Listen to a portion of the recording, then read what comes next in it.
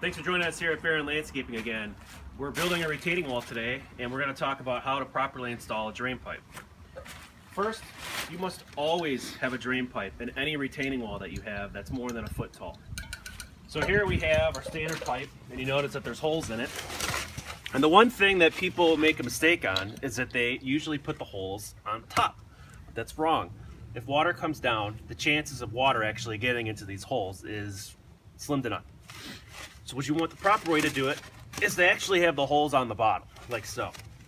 What happens is the water comes down, it's going to hit this aggregate base, and the water percolates up into the pipe, and then it flows out. In areas like Cleveland, you've got to have drain pipes, because what happens is the water will sit behind the wall, and when it freezes, it expands, and then it pushes the wall out. So that's the importance of having a pipe. Here we have our primer to glue these pipes together. We have Zach here doing it. You notice that it's purple, and the reason it's purple is if you get your wall inspected, the inspector will actually see the purple dye and he'll know that you glued it together. So Zach's going to go ahead and do that.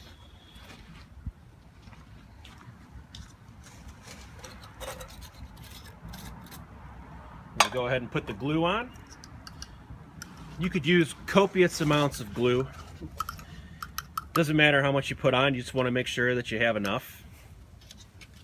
And when he sticks these two pipes together, you're going to notice that obviously the holes on each one are both going to be facing down. There we go. You notice on this end too that we cap the pipe. Now eventually, the reason we cap the pipe is we don't want any bigger, larger chunks getting in there. If you get larger chunks, something might fly down, it gets caught, and then your pipe's clogged. That's bad. Right now we just have one course, right? So it's only 6 inches tall on our wall. But eventually our retaining wall is going to be about yay high. So even with a 2-foot wall, you got to have a drain pipe, especially here in areas in Cleveland, Ohio, where things freeze, it's going to expand, and your wall is subject to tip. So down here what we did is we have a weeping hole. So there's several, you got to have a place for the water to go. So right now, behind our wall here, everything is pitched this way, and the water's coming to this point. Had there been a gutter over here next to a house, then perhaps we would have taken this pipe to that gutter. We don't have a gutter, we have a hill.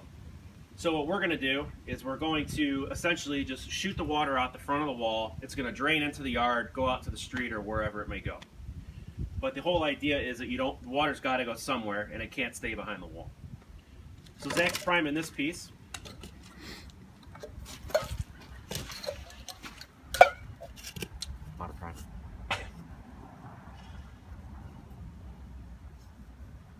We'll get a longer piece for the end there. Yeah, for sure. This will work. One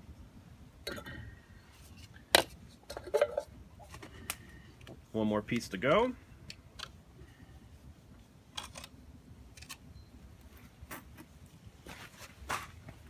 And of course, for purposes of the video, the pipe's pre-cut, but you may have to cut your pipe to a certain length to make it work.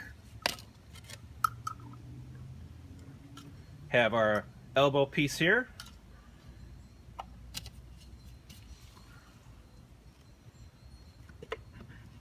I made it the bevel then, so we can add an extension later on. Yep.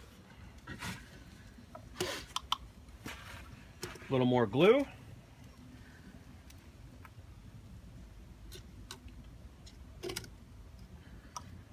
Inspector can see the purple, fits in like so, and it's ready to go. Thanks for tuning in. Come back again and we'll show you how to stack these blocks, retain them back, and set the pins.